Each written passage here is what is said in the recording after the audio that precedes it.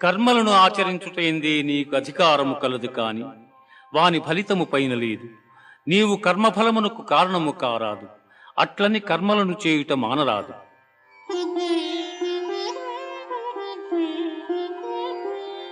దుఃఖేష్వనుద్విగ్నమనా సుఖేషు విగత స్పృహ వీతరాగ భయ క్రోధ స్థితధీర్మునిరుచ్యతే.